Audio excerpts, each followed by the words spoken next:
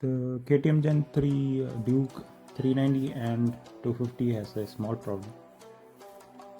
It is the crash guard. Okay, the crash guard is very small. It doesn't give much of a confidence. So we are going for Moto Torque crash guard. Let's see how we can do it ourselves with a specific set of tools. And let's do it. And let's see the final result.